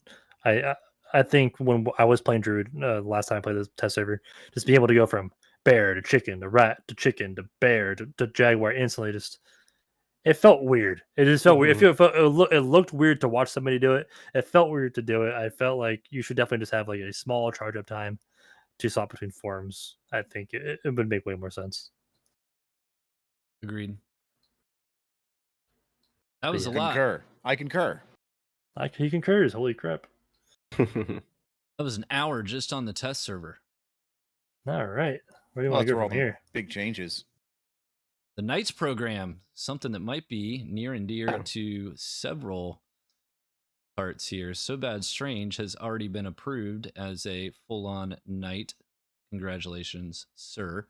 So for the uninitiated, the Knight program was actually included in the test server patch today. There is now in the lobby in the top left-hand corner of the screen a button that if you're a new player and you would like to request the assistance of a noble knight in the Dark and Darker community, Iron Mace is hand-picking a subset right now, a subset of the troubadours to function as basically Sherpas. And I understand that Tarkov does something like this. Is that right? I heard people talking about this, that there's kind of like a Sherpa program there. I'm not sure if There used Tarkov to is be. it, but There I used to don't be a know. I Sherpa played program. called Dark It Fall still Online. Did it. exists, That was great. actually. There's Yeah. just not a lot of Sherpas. Mhm. Yeah, so the Sherpa program in Tarkov is very interesting. You request a Sherpa, it takes like 2 weeks for them to get back to you, and then the Sherpa will invite you. They have like a special title in like the character list. You know, like for us, you can see if people have like blue or red karma or whatever. They would have like their own color to be a Sherpa, and then they take you on an adventure. So my Sherpa for Tarkov, it was 3 matches, took like an hour, and she just explained like the POIs, how to play, you know, just like helpful, nice tips and tricks. Granted, I died all 3 of my matches with my Sherpa, but like it's a shooting game. Like, you know, she's like, this is a dangerous spot. We're gonna have to cross it, and then I get a headshot. I'm like, that is a dangerous spot. You know, it's like overall, it was very helpful to just have someone basically tutorialing me for an hour. So I think it's a good program. You write into the application when you request a night, sort of like how many hours you have, what you want help with. So like I took an application today, somebody wants to learn troll. So I'm like, okay, tomorrow I will take them to like 3 goblins, and then I'll show them how I do troll, and then they'll do troll, and then like we'll do troll together or whatever the case is. So I think it's a good program. There's already like 30 or 40 nights. And the applications are open for knights. So if you Yeah, join the I knight applied. server, Yeah. you can request to become a knight. It's not necessarily handpicked, it's an application process, and then you'll have to go to an interview. Yeah, I think And then it's get super, handpicked. this is super good for like, this game is hard to pick up as a new player. It's like not the most difficult game to pick up as a new player, but it definitely is not easy. You're definitely thrown into an ocean full of sharks, and it can be very overwhelming if you don't have a friend that has experience. And not everybody has a friend who has experience, so a system like this is super welcome. I applied for the night ship. Hopefully, I get it. I actually really enjoy helping new players. I would love to get in there and show some people how to throw fireballs, or show somebody how to, you know, cast cleric spells or warlock. But this is great. I want to do this. I think Endboss probably would be really good at this too. Endboss is the person who taught me how to play cleric. Just to clarify. So, you know, he's a good teacher. He would be good for this. Definitely apply there. Yeah, but then I got to do stuff. Yeah, but it's fun and it's content, dude. It's content. Think about it. They're basically interns. It's fine. Yeah, I feel like that's the thing so bad really stressed. Go fight Warlord. Go, Squire. That's Don't easy. get hit. Just it's don't easy. get hit. Yeah. That would be a great clip. Actually, his shit is going to be ridiculous. I feel bad. Like he should not. There's this guy's like, I want to learn how to solo the Warlord. And somebody's like, I'll show you. Don't you worry. He was in hell. He's like, just gets so what do I do, King So Bad? You're like, I just go in there, just don't get hit. And then the clip is just this poor he barbarian just immediately gets in. one tapped. Yeah. And then So Bad sitting in the corner. You played like shit. Look, 90% died like shit. 90% of my squires die, all right, but the 10% feel above and beyond. They go on to become knights themselves. It's a culling program, you see. It's the freaking Navy SEALs. All right. So, Dear do God. we think that Arena is coming June 7th? I'm gonna say yes. Mhm. They already like they teased it because they said like, oh, we're sorry, we're not gonna have it ready for like this wipe, and we're like, wait, what? People thought this was gonna be ready? Like you guys were working on this that much, and you're telling us you're sorry that we're disappointed. We were gonna be disappointed. We're disappointed. You know, like they kind of just sprung like, hey, yeah, we've been really working on it. By the way, like, wait, what? You guys, I know you got Druid, I know you got Ice Caves, the Abyss, and now you're just like, by the way, we're sorry it's not going to be done in this time frame that nobody gave you. So I expect they're just going to fucking drop it on us. I hope Arena comes out. When I originally heard about Arena, I was very skeptical, borderline displeased. I thought it was an awful idea. The more I think about it, the more I'm like, Arena could save this game. And that being said, I doubt it's ready. That being said, I don't think Iron Mace will let it not being ready stop them from releasing it. So they might just release it. If not, they'll probably put it on the test server. So we will see. I think yay. I already have my chat command, but you guys know me. I'm a little prophet. Sometimes I'm wrong, but I think that with them sponsoring Summer Games Festival, the announce of Epic, Profit. Sometimes I'm all- wrong. I all remember of that. the Dark and content- Darker is launching today. Yes, Prophet. that Tell would us have been a good time to more. launch. All right, look. I'm a prophet. Subhead's literally said Dark and Darker is He's dropping today for Nostradamus. 300 days until he was eventually I was right. going to say, this man Just- prophesizes everything, and then when he's right, he's like, behold, the sun has risen. I told you, peasants. Alas. All right. You're Come to my welcome. sermons. Yes, but yeah, Arena, Dragon, Druid. I think we get all that shit on the 7th. I think we get an Epic release. I think we get a zillion trial codes and a ton more nights accepted to the night program. And I think on the 7th we get like 25,000 in the dungeon. It's gonna be hype as fuck. Everyone's gonna be in normals like all the first couple days. It's gonna be insane. I'm there for it. And since now we know in Arena we're probably not gonna lose our gear and it's gonna be something we don't expect. So like Arena's Yeah. probably gonna be. I hope it's gonna be something just totally awesome. For them to say it's something, I we hope don't it's going to expect- be awesome. Like, I mean, how can you say that? Do you though? have any more to Arena- elaborate with? I Arena hope it is doesn't gonna be suck. something that you don't expect. All of us, when The we think Arena, it's like prophet said it's 3v3. going to be awesome. Okay, I believe It's him. gonna be fucking Dude, awesome, it's right? going to be awesome. Skeleton champions falling from the Trust me, ceiling. bro. A dragon raises out of the middle after 5 minutes. You're like, you better kill that enemy team. All right. I hear what you're saying. Next. So you mentioned Summer Games Fest. I Mhm. think most of our viewers and listeners at this point are probably aware, but just in case you're living in a hole, Iron Mace is sponsoring Steam Summer Games Fest, which does it start on the 7th or the 10th? I thought it started on the 7th, but I think it is the 7th. 7th. Yeah. Okay.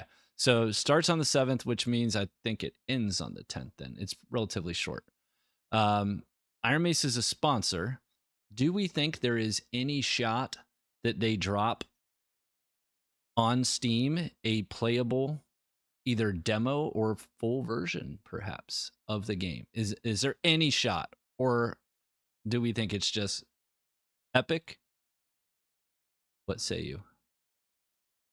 if they can launch on Epic, they can launch on Steam. But a lot of people that launch on Epic sign like exclusive contracts. So who knows? Maybe it's like a year of Epic, and then we get Steam and console after that.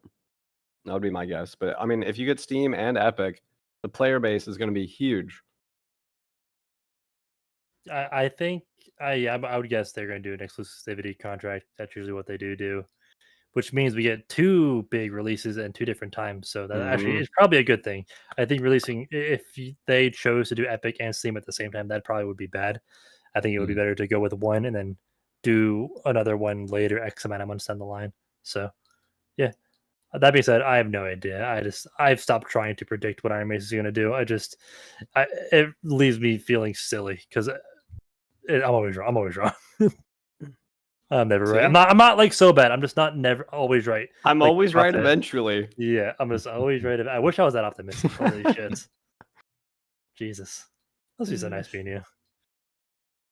Well, the other big topic that I think we should cover before we wrap here, we're already 90 minutes in, is something that's happening tomorrow.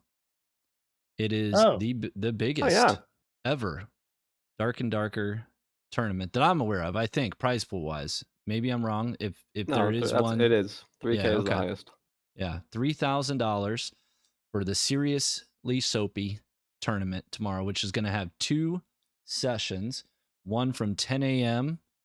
to 3 p.m., and then another from 5 p.m. to 9. Is that right? 4 p.m. Sorry, 4 p.m. to 9. So 2 5-hour stints, 10 to 3 and 4 to 9. And that's Eastern Standard Time. The rules, in a nutshell, are that it is solo self-found only. It is HR Crips duos. You cannot use any of the vendors at all. You can't complete any quests. So everyone that's participating, and the last number I heard was there are over 170 players signed up. So that's 85 teams minimum that are going to be running around in HR dungeons on US East and in, I think the other one was Europe, but I could be wrong about that. Frankfurt, yeah. And it's going to be utter chaos in the crypts. Because, yeah, it has to be crypts. You can't play Goblin, can't play Ice. Has to be HR. Can't use the vendors. You cannot buy heals. You cannot buy campfires. It's going to be really, really interesting. I know Ken is playing. I know Josh had planned to heckle everyone in the dungeon as he just drops off completely and messes up all my scenes. My OBS scenes, yeah. You guys have scenes. Yeah, so I'm pretty stoked. Oh, he's on his way back. No, he's not. I just fixed the scene by putting my notepad up. Yeah. Okay. I'm smart. I'm smart sometimes. Yeah. Well done. So there he is. Hello, I'm back. Now you gotta kill the notepad. Perfect. You out there.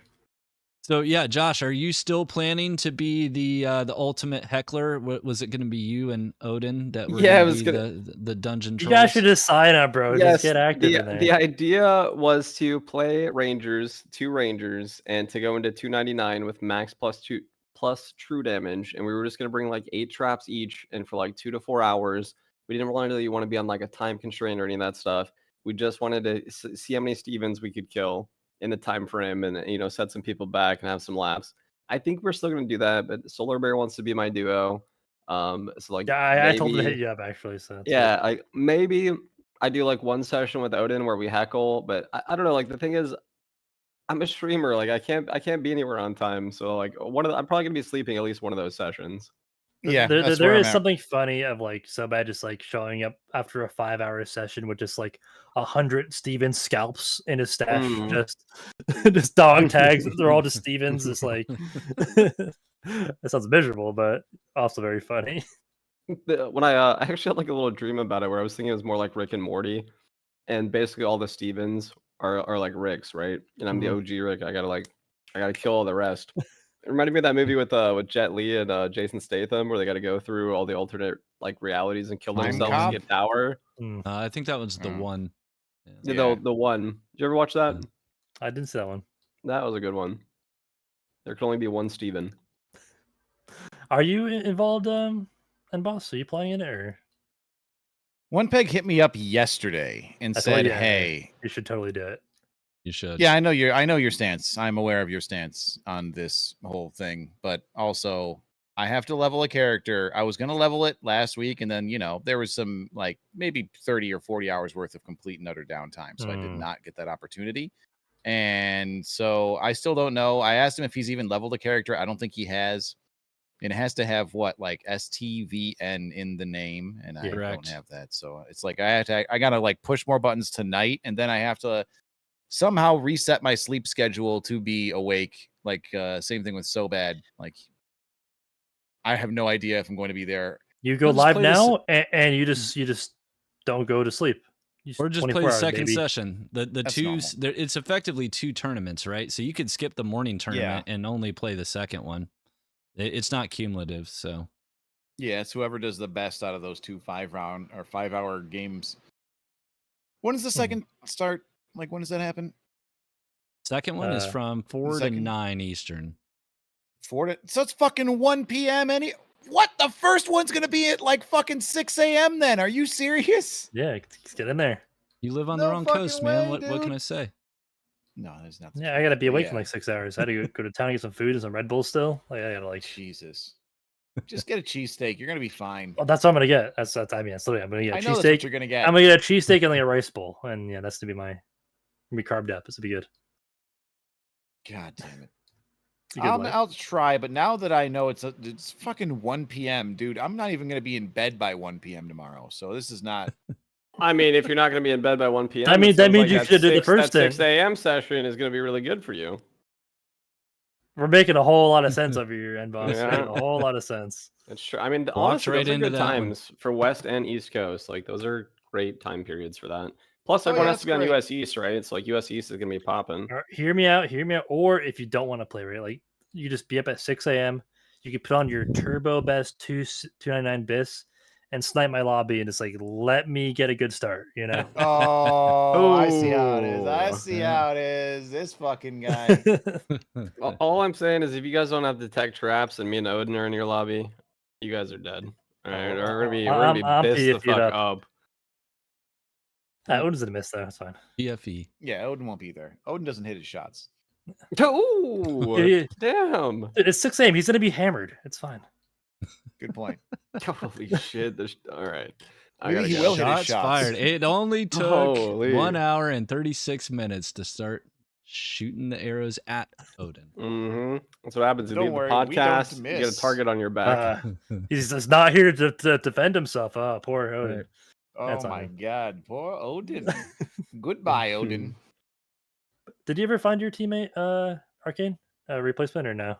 So I'm only going to do the morning session, and my son is going to be able to do it after all. So Nice. yeah, Little so Caleb and father-son I are going to bonding. play. Mhm. Yeah, should be good. He hasn't played a lot of duos, or we haven't played a lot of duos together lately. But yeah, we're just going to run cleric fighter. See how that Class goes. old reliable comp right there. Cleric Mm. fighter. Mhm. The Rock. Should be fun. Yeah, I think I'm playing cleric and Nate's gonna be playing warlock. Don't know if it's gonna be good. We did a little bit of practice. It felt okay. I'm excited. This is my first or my second tournament. I've never been like a big fan of these like crazy events, but this is the first one that just had an easy to understand rule set, and it's basically you just playing the game, and then you're Mhm. tracking their stats. It's very simple.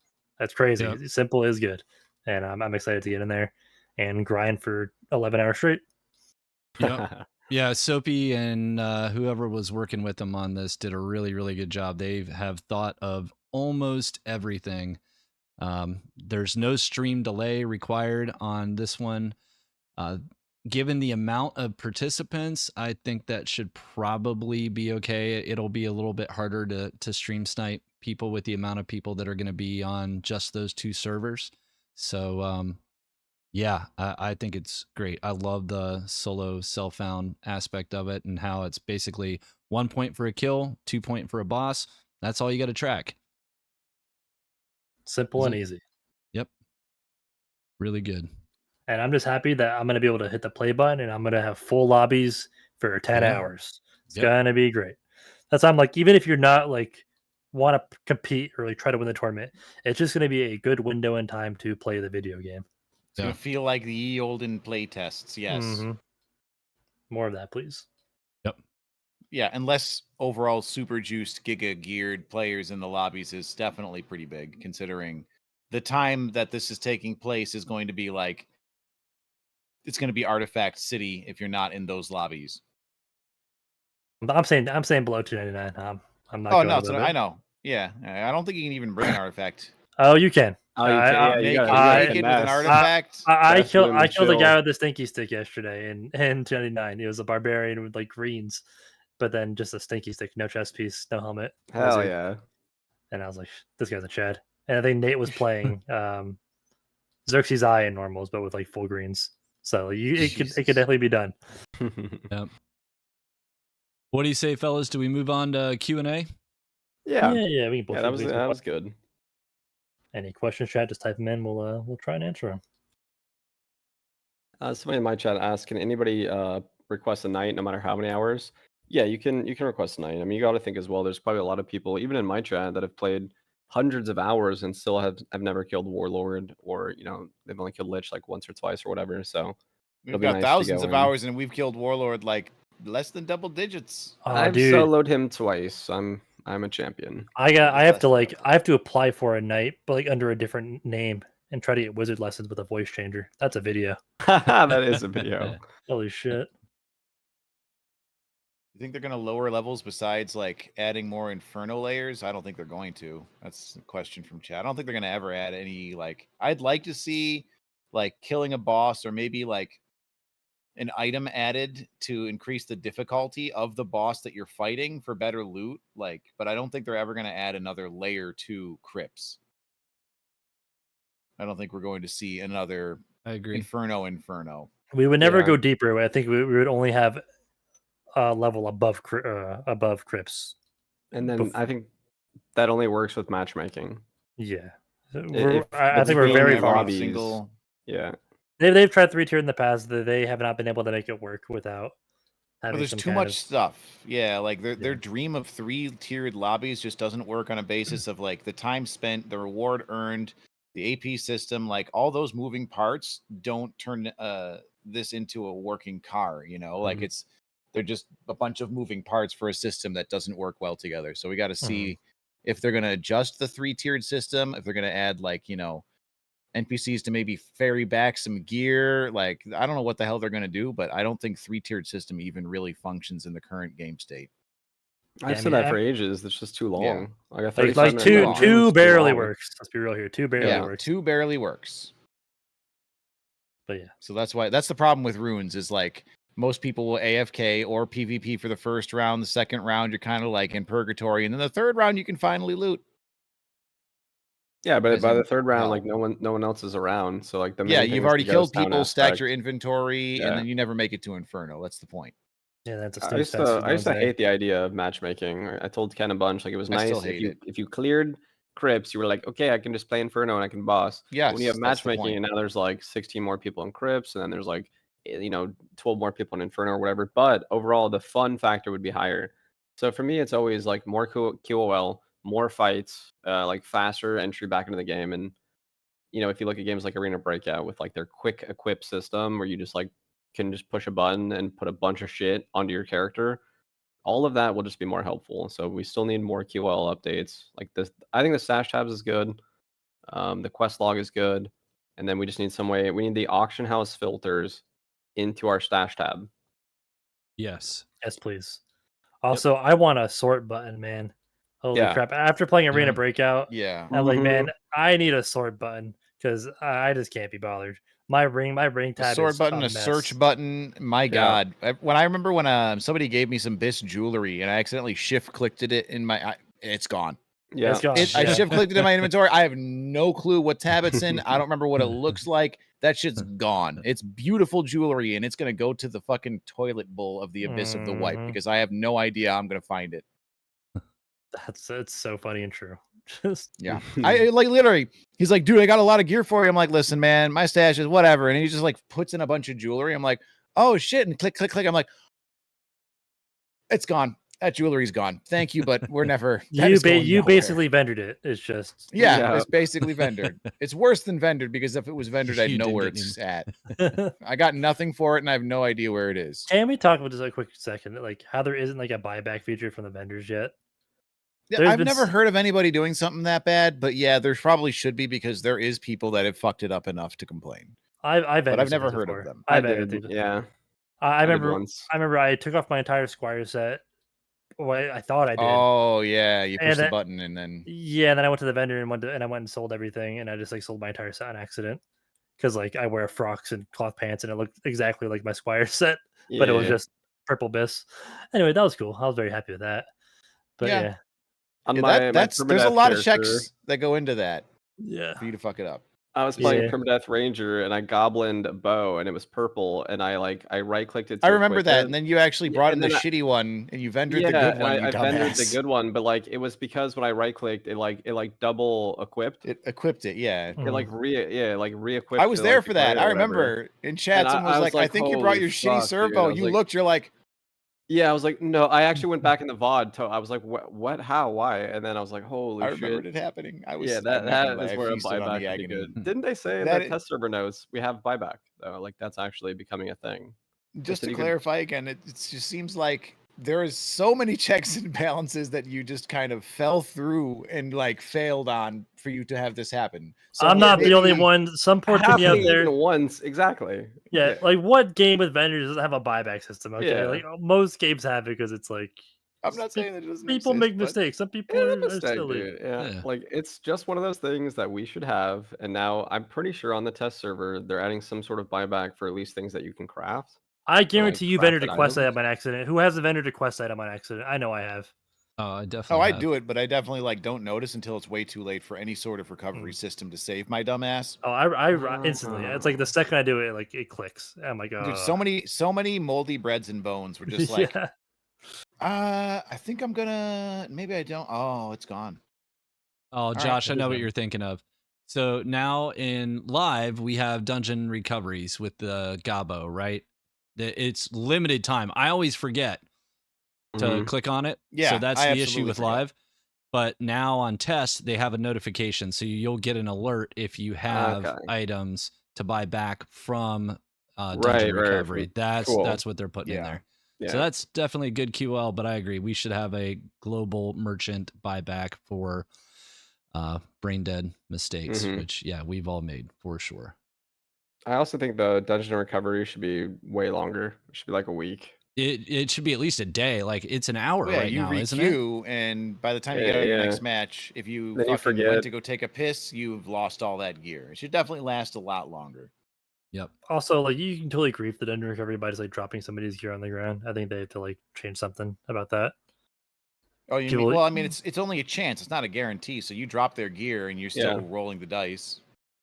Oh, is it only a chance? Yeah, it's a Yeah, you chance. don't get every It piece gives you back. back a Yeah. fucking RNG amount. It's like one time I got 2 pieces when I died. But to, like, even Holdeth solo, when another it's time on I the got 5. ground, I thought it was only if it's on their body. Maybe I read. Nope. Somebody, Just a maybe I chance. had I one think guy if it's in not chat. taken out of the dungeon, it Okay. has RNG. Even if it's it doesn't even have to be something you were wearing. Like I brought in runestone gloves and I dropped them on the ground the second the dungeon started, and then later I died, and one of my items back was the runestone gloves. And I was like, "Fuck, I don't want those." Oh, Oof. okay.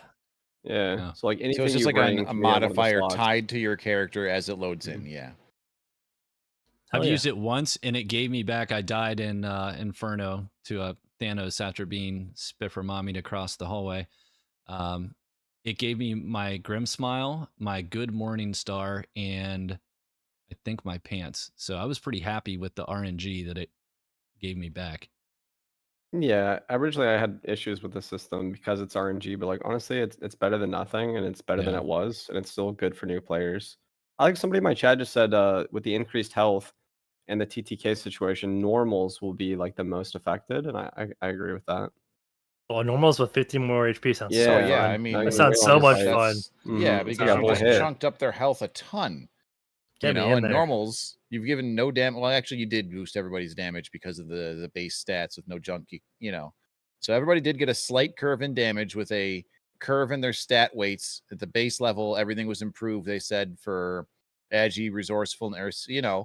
They've adjusted the base value increases. So maybe we will see less of a change than we noticed. But either way, we got to test it first. And it's like a 20% health increase for rogues. Yeah, it's pretty big. It's I mean, robust. Everybody got robust. Yeah, that's exactly what I was gonna say. When I was multiclassing, I took robust on all my characters. Now it's built in. Now Let's you don't go. have to. Yep. Now you don't Yeah, have to. yeah. Perk slot saved. All right, I'm windlassing. No, shut up. Why you got to say that? That I forgot about that clip. That clip is legendary. It is one of the greatest clips of all time, if not the greatest clip. Yeah.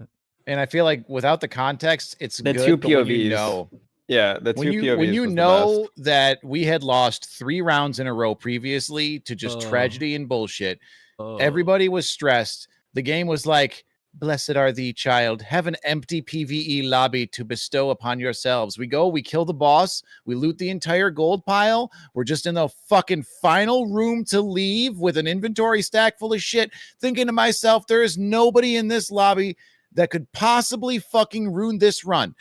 Oh, look, a portal spawned next to me. Hey, Solar Bear, I'm going to get this fucking centaur, we're going to be fine. In comes Katie, just oblivious to the whole shit.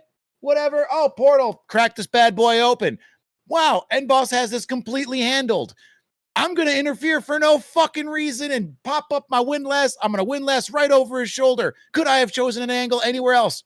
Yes. But instead, a little leap, fucking back of my head gets splattered on the wall, dumps into the portal. Down goes Solar Bear. That was a free fucking lobby, God, man. wait, this would be so good if you just incorporate this story and you just like rant about it to everybody in GTA RP as part of your true. character. All right, As part of your, yeah. you talk about it like an old war story or something, but Yeah. to every pedestrian. Barry's got his scars, man. That Barry's could be got the his last time you scars. ever played video games for Barry. Listen, Barry's more resilient than that, all right? Barry gets back up. You tell Barry to shut up, Barry don't shut up. He just keeps yapping his blappish. This is all he does, man. There was like at one moment when she was like, you know what? Honey, you need to watch your mouth. I said, honey, I'm not going to watch my mouth. Barry doesn't shut up. He's going to keep going until you either put one in his face or rob him. She's like, well, you're getting robbed. We lost him, dude. He's full Barry now. What better And way then to I ran end and got than with shot. Barry? That is the perfect way to end, I think. All right, Guys? so win Barry blank character in Dungeons, Dark and Darker. There you go. We're getting a vendor. Yeah. We need a vendor. Barry Blank. He sells nothing. It's not just Barry Just Blank. dialogue. It just keeps continuing. You just keep. Yeah, it you just keeps. Yeah. it's just an AI chatbot.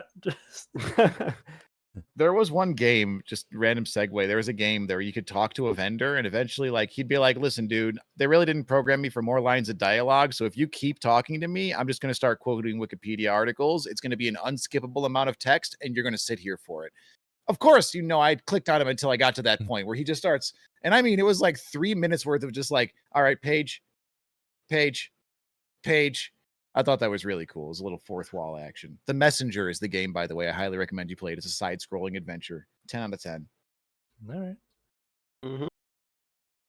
And on Anyway. that note, Yes, sir. we will call it.